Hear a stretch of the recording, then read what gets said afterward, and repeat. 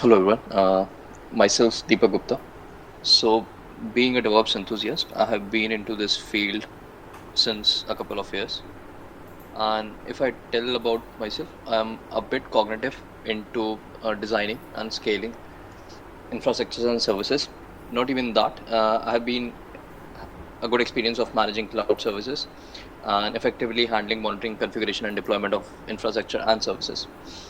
Apart from this, also doing a bit of contribution to open source as well. So that's a bit quick intro about myself. Now I'll ask Abhishek to introduce himself as well. Yeah, hi everyone. My name is Abhishek. I'm working as a senior DevOps consultant in Opstree.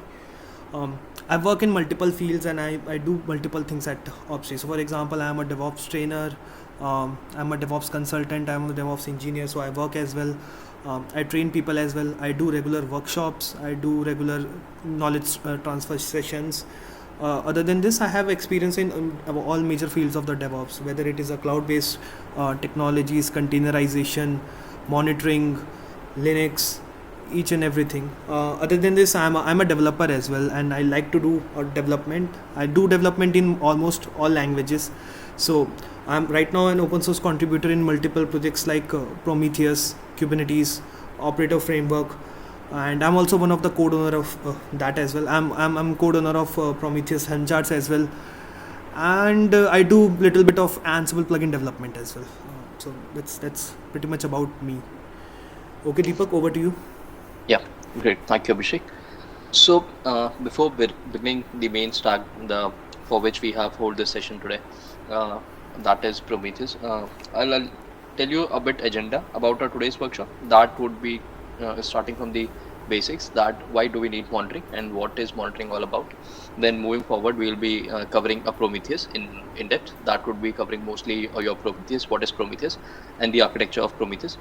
After that, we'll be covering the flexible query language which Prometheus provides. That would be your PromQL. And afterwards, we'll be also looking up to the alerting part, that how could we integrate a single entity application, that is Alert Manager, with Prometheus as well. And in last, we'll be covering most of the features which Prometheus do provide, that is service discovery as well. So yeah. So before starting, I'll just like to ask you all that, or I'll say that I'll throw a question to all you people, that if I have to bring my new application into a market for my targeted audience, that what all would be the workaround to set up the new service in my infrastructure? Okay, yeah, great. So even if I summarize that, considering it with a 3-tier basic architecture, then what basic requirements we need is, it would be your presentation layer, that could be considered as a web server, and your application layer, which would be in setting up your infrastructure service in which you will be placing your application. And third would be your database layer, that would be consisting of your backend, that is a database. It could be anything. It could be MySQL, PostgreSQL, Elasticsearch, or anything else, whatever database which you are up to. So we have been setting up these services quite a long time right now, and it could be your different environments as well, being it a production environment, be it a development, staging, or QA, anything. So what we need to make sure from our side is that whatever services which we have implemented or we have deployed, they should be running. They should be up and fine each and every moment, right? I think I hope you people agree with this. So it concludes that at any point of time, we need to make sure that none of them are down. Be it your database layer, that could be your MySQL. If I consider the example of MySQL, your MySQL shouldn't be crashed. If I talk about the application servers, the application servers shouldn't be overloaded, or they must have enough disk space or memory to hold down or to run out all those processes. And what does matters to us is that to keep us traffic and servers healthy, running up and fine. And if something goes wrong, it should notify to the concerned stakeholder or the administrator, so that it can act upon that issue as soon as possible, and your application, whichever application you are serving to your targeted audience, can easily serve that.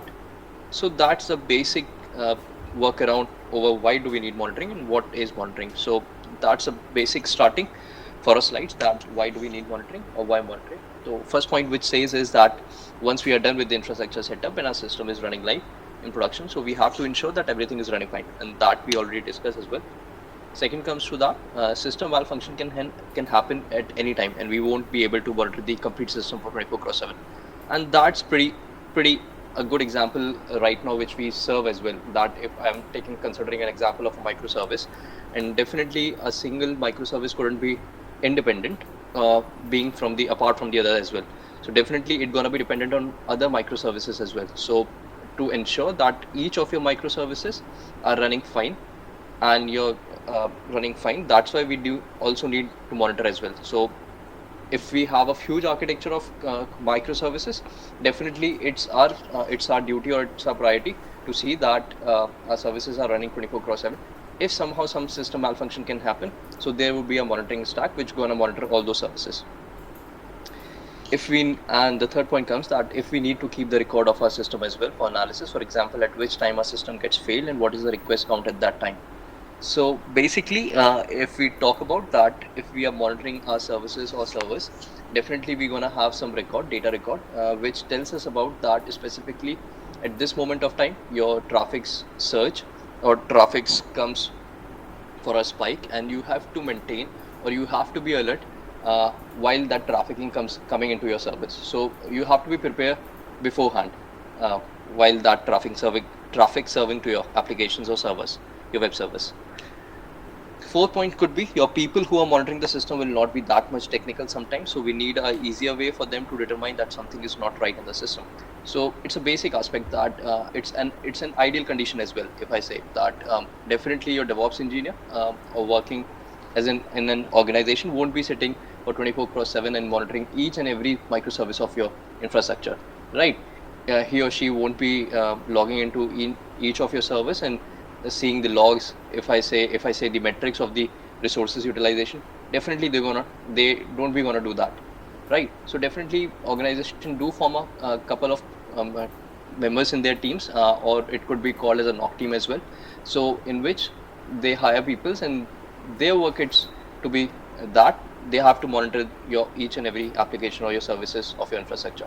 So if I say about the monitoring stack, definitely we comes to a conclusion that we do have to end in such a way that all those matrices can be visualized in a perfect manner. Because if I'm saying that if you are hiring a team of members which gonna observe all those matrices, all those exception count, if I say all those exceptions counts, your request coming onto your traffic, onto your networks, definitely it should be visualized in such a way that your monitoring member or organization member can visualize them and can understand them easily, because definitely that person might not be technical sound.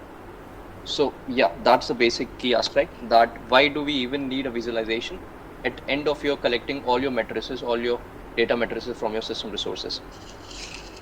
Abhishek, would you like to say something about that apart from what I have ever said? I guess you have covered it pretty well. So I'll just do the summarization of whatever the things which you have said. So again, so just like the Deepak explained it, whenever we have to start a project, what we do the requirement gathering. So for example, we design our infrastructure, that this is how our infrastructure will be set up inside the cloud or on premises. Once we are done with the infrastructure architecture diagram, we plan to create the infrastructure. We create the infrastructure, then we set up the softwares over it, and then we onboard the applications. So we create the multiple CI/CD pipelines, we include multiple CI integration checks, and then we onboard our applications on the servers.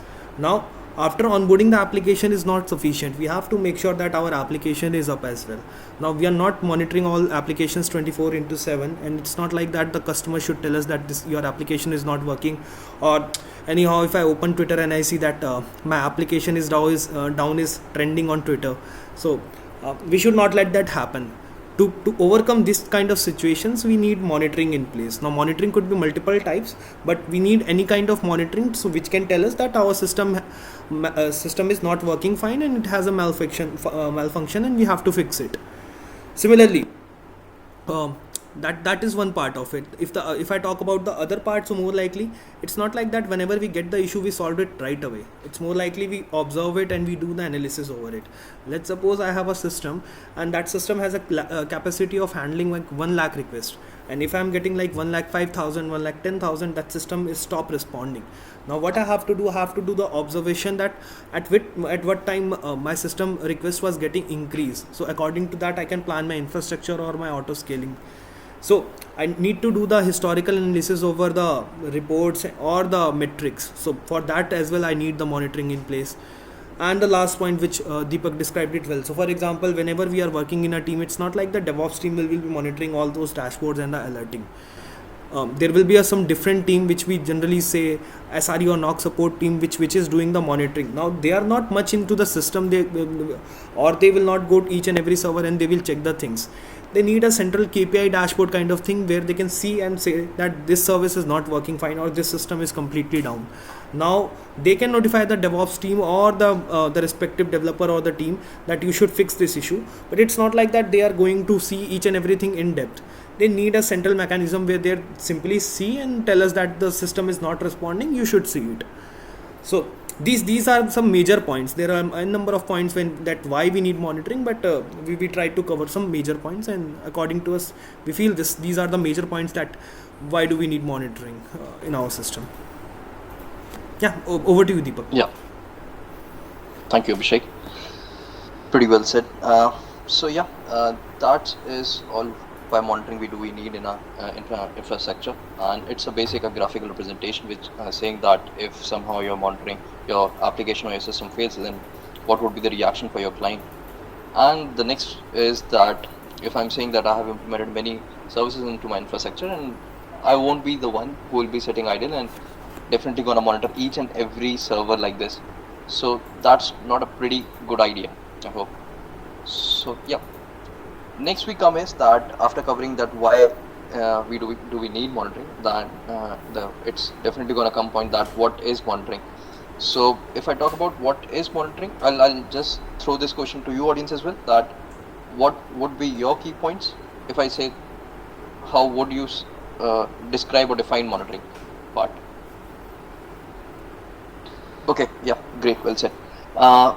Monitoring is a basic way of collecting different metrics of your system to analyze and report them. As we say that if we want to analyze or we want to monitor each and every service of ours, so it's the basic way of monitoring is that definitely it's gonna collect all those matrices from your application services, right? Applications, or it could be your servers, or it could be your database service.